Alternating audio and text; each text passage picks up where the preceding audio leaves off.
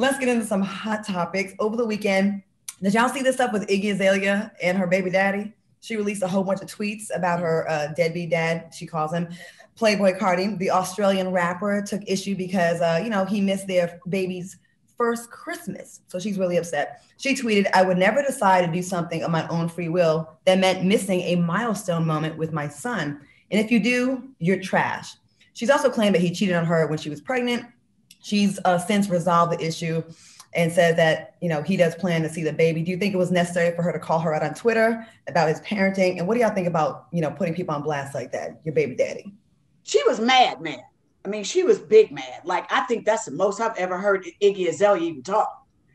Keeping it real. I mean, really, I was like, wow, and she was good with and wait a minute, I'm not done. Let's connect this dot. Yes, you, and I'm telling on you too. I mean, she was breaking out receipts and she goes, now say something, because I'm not afraid to bust you out too. So she got bold with it. She was mad.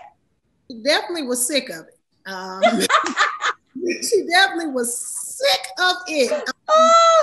When it comes to your kids too, like all bets are off. It's just like, yo, you're fucking with my kid, messing with my kids, and that's it. Like there are no boundaries when you mess with somebody's child. However, I don't think that to go to Twitter and Instagram and all of that, I don't think that's appropriate. Simply because now the child is probably not old enough to see that, and they probably won't notice.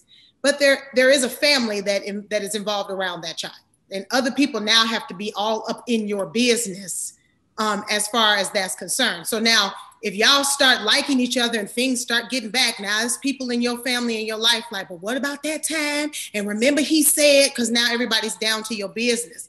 So you probably should just keep certain stuff.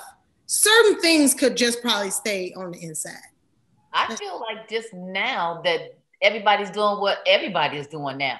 To get to the masses, to get to your audience, to get to your fan base that's going to support you, you put it on blast. You know what I mean? You put it on social media, and that's how most of the news is being told to people now, And she definitely wanted to not just have her opinion heard, or her voice heard, but she like, take all my fans that's calling you a deadbeat dad too.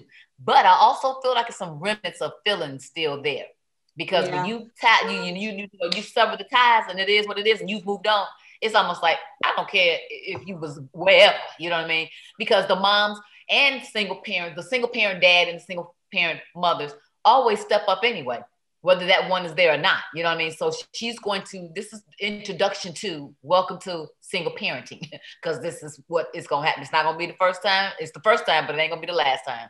I'm sure, they're not together. So, it's going to be a lot of other things that's going to probably get in the way as well.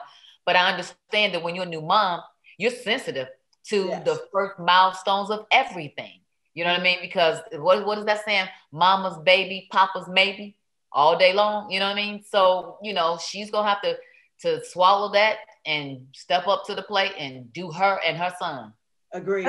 I guess I give a little leeway to someone that is a new mom too, because we don't know if she's dealing with postpartum or just, you probably was super excited, like we're doing this together, and then to learn during your pregnancy, your man's cheating on you, and then after the fact, it's just consistent slap to the face.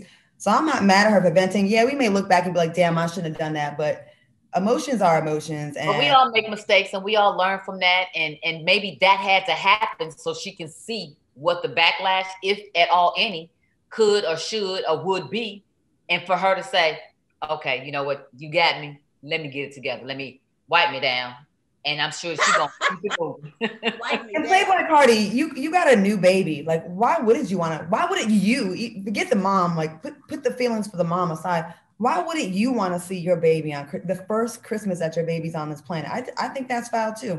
But here's the thing: was he with somebody? Do we know that he was somewhere just being negligent, or did he have some? Allegedly, he was doing a video game with Little Uzi, I believe. Priorities. Well, yeah, I'm with you on that.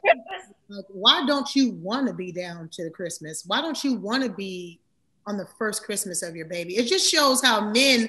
And a lot of men think that, oh, that's cool. They don't think like mothers do. Mothers have a different thought process than fathers do. Now, there are a lot of fathers who don't think that way. And most of the time, most of the time, not all of the time, they're with the woman, you know, so it makes it less likely. Well, hold on. How about this? How about we don't know what's going on? You know, sometimes you can get so mad at that person where you don't want to see them. You don't know what's really going on between them, that if they saw each other, they may slap the hell out of each other. Then why would you on their first Christmas? But why would you get mad and go to social media then if you really low key liked him? Unless, I mean, if you really hated him so bad, like if you was like oil and water, then you really should have been like, good. I'm glad he ain't coming. I'm glad he ain't coming. It sparked that once he didn't show up, it was like, oh, you know what? Really you did me like that? Bam, and that's what that was. And who knows what kind of lies she was probably being told too. But to be played. Yeah, I mean, I think there were like jets that were like there, and then there was no shows and things like that. Like it was like big boo-boos, not like he didn't drive and come by for 6 o'clock dinner. It was like jets and disappeared. And she then heard that he's playing video games with somebody else and just totally disregarding her. And I think that that's what hurt her more than anything else, because she's always been accountable for their relationship with him, with gifts and presents and making him feel like her king. And she was hurt. That's what I heard more than anything else, was that she was really hurt. A lot, and your emotions flare out. It's really the undertone of pain that's there. Yes. You know, and so you got to really sniff through that and be like, wow, where did that come from? You know what I mean? Supposedly they were best friends before she got pregnant by him. So now that's interesting. They were best friends. So that would be like, you're like, damn dog, it's still me. So moving on, I don't know if y'all, Bravo, you know, they had a lot of sparks this weekend. There's one less housewife. Following the Real Housewives of Potomac reunion, Monique Samuels announced last night that after her book of receipts were presented, she's not going to be returning to the franchise. Let's take a look. Thank y'all for riding out with me, sticking with me, holding my feet to the fire, being absolutely 100. But yeah, my family comes first and foremost.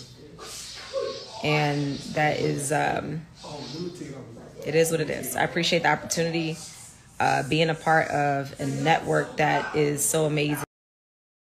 With the Deuces, after she had a lot of drama with her, you know, after she had that fight with Candace, lots of rumors surrounding her family. Ladies, do you think she made the right choice to decide to retire from the show? Well, I think her choice is just that. I think it's her choice. And I think that when we had interviewed her, she had let us know, you know, where she was with it. She was like, look, you know, I don't want to have any beef with this, and I don't want to do these things, and I don't want to act this way.